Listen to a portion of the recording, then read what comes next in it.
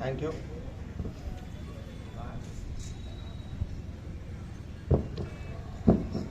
आज के इस कृषि मेला में के आयोजन के अवसर पर उपस्थित गोपालगंज विधानसभा की माननीय विधायिका,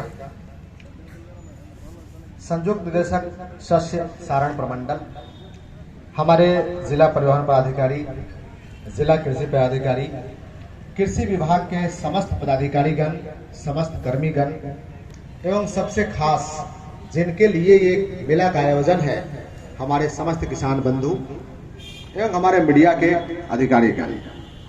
आप सभी जान रहे हैं कि क्लाइमेट चेंज हो रहा है, मौसम में काफी परिवर्तन हो रहा है।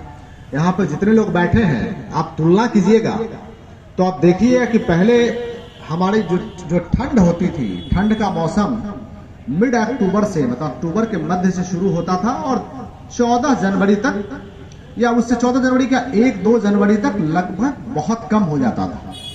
अब आप देख रहे हैं कि मौसम में परिवर्तन कि 25 दिसंबर के बाद से ठंड शुरू हो रही है और आपको 26 जनवरी तक वो ठंड बढ़ रही है। अभी इधर तो फिर मौसम 2-3 दिनों में बदलाव हुआ है और आशंका है और बदलाव लेने का। तो इससे हम सभी लोगों को सीखने की जरूरत है कि जो हम अपनी कृषि प्रणाली अपना रहे हैं, इसमें क्लाइमेट चेंज को हम अधिक से अधिक महत्व दें और जो क्लाइमेट के हिसाब से सुटेबल कृषि है, हम इसी को अपनाएं। कृषि में डेफिनेटली बहुत सारे यंत्रों का प्रयोग हो रहा है, बहुत सारे आधुनिक यंत्र हैं, आधुनिक विधि है, उसका हम लोग प्रयोग कर रहे हैं। लेकिन हम अपने जो ट्रेडिशनल विधि है उसके साथ साथ हम अपनी आधुनिक विधि को अपनाएं तो बेहतर होगा।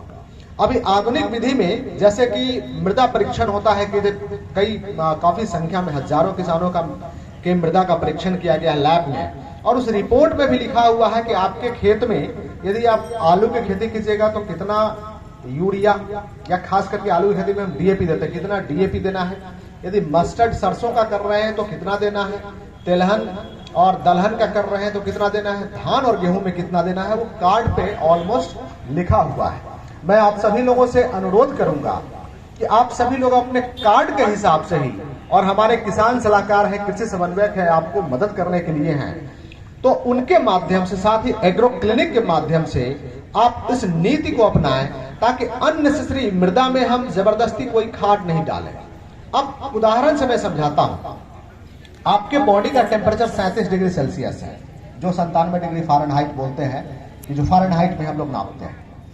अभी पानी जो है आप शरीर पे डालते हैं तो 50 डिग्री सेल्सियस के आसपास का पानी, अधिकतम 60 डिग्री सेल्सियस पे आप डाल सकते हैं। यदि 100 डिग्री पानी डाल दीजिएगा तो क्या होगा, जल जाएगा शरीर। 100 डिग्री पानी क्या, उबलता पानी किसी के शरीर पर डाल दिया, वो जल जाएगा शरीर। ठीक है। ठीक उसी प्रकार से आप साबुन देखते होंगे कि हर व्यक्ति को हर साबुन सूट नहीं करता है। किसी को डिटॉल सूट करता है, किसी कोई लक्स लगाता है, कोई लिरिल है, कोई डब लगाता है। हर व्यक्ति को एक ही चीज सूट नहीं करता है। आप शैम्पू प्रयोग कर रहे हैं तो किसी को हेड एंड शोल्डर कोई प्रयोग करता है, कोई डब प्रयोग करता है, कोई बहुत सारे शैम्पू उसका प्रयोग करता है। मैं समझाने के लिए बातें बता रहा हूं। ठीक उसी प्रकार से आपके मृदा को, खास करके मिट्टी को, कौन सी खाद कितनी मात्रा में आवश्यकता है, ये आपको समझने की जरूरत है। दूसरी बात, कोई भी खाद है वो इनऑर्गेनिक खाद है। इनऑर्गेनिक खाद मतलब जो यूरिया, डीएपी, पोटास, ये सारे इनऑर्गेनिक खाद है। हम मटेरियल को निकालते हैं, देते हैं। इससे कई गुना बेहतर ऑर्गेनिक खाद है जो हम लोग पहले खेतों में रखते थे। खास करके गोबर का प्रयोग करते थे हम लोग। वो क्या करते थे, गड्ढा खोद दिए, उसमें कृषि का अवशेष डाल दिए, वो जब सड़ जाता था तो उसको कंपोस्टिंग का प्रयोग करते थे। तो हम लोग इन नीतियों के आधार पे अपने खेत की मृदा को हम लोग जीवित रखें और बेहतर रखें, नहीं तो वही होगा। और मैं जो आग लगाने की प्रथा है, जो पराली जलाने की प्रथा है, मैंने वही कहा कि मिट्टी को यदि 45 डिग्री से 55 डिग्री तक जो है उसको बर्दाश्त करने की क्षमता है, 55 डिग्री तक। अब उस 55 डिग्री में 100 डिग्री, 150 डिग्री टेम्परेचर आप बढ़ा दीजिएगा तो क्या होगा, मिट्टी मर जाएगी आपकी। मिट्टी मरने का क्या मतलब होता है कि मिट्टी में बहुत सारे बैक्टीरिया हैं। अब वो कैसे साबित होता है, आप जाते थे, पहले लोग जो खुले में शौच जाते थे, तो शौच 7 दिन के बाद जो जहां पे कोई व्यक्ति शौच किया वो शौच दिखता नहीं था। उसका कारण क्या था कि मिट्टी में जो बैक्टीरिया है उसको वो नष्ट कर देता था। तो उस बैक्टीरिया को, वो खाद बनाने का काम करता है, उस बैक्टीरिया को आप आग लगा करके क्या कर दे रहे हैं, मार दे रहे हैं। तो जब मिट्टी में बैक्टीरिया मर जाएगी, दूसरा आग जलाते हैं तो क्या होता है, पानी भाप बन के उड़ता है, पानी बुड़ गया। आग जलाइएगा तो क्या होगा, मिट्टी भुरभुरा हो जाता है। इन कारणों से आपकी मिट्टी बर्बाद हो रही है। तो हम लोग पराली जलाने की प्रथा, हालांकि ये जिला अच्छा है कंपैरेटिवली कि पराली जलाने की प्रथा कम है, लेकिन फिर भी मैंने कुछ खेतों में देखा है पराली जलाने की प्रथा को।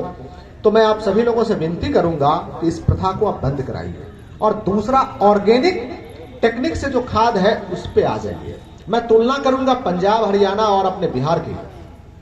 पंजाब हरियाणा में आज से कुछ साल पहले जब हरित क्रांति आई, उसके बाद से काफी मात्रा में खाद, सिंचाई की व्यवस्था और कई साइकिल में क्रॉप की व्यवस्था ने पंजाब को बहुत आगे बढ़ाया, हरियाणा को बहुत आगे बढ़ाया। लेकिन अचानक क्या हुआ कि जिस जमीन से आप पानी खींच करके ऊपर ला रहे थे, तो जितनी अच्छी चीजें थी तो वो तो आई ही, जमीन के नीचे के पानी में कई बुरी चीजें भी हैं, नमक के रूप में या किसी और रूप में, वो भी आपके सतह पे आ गई।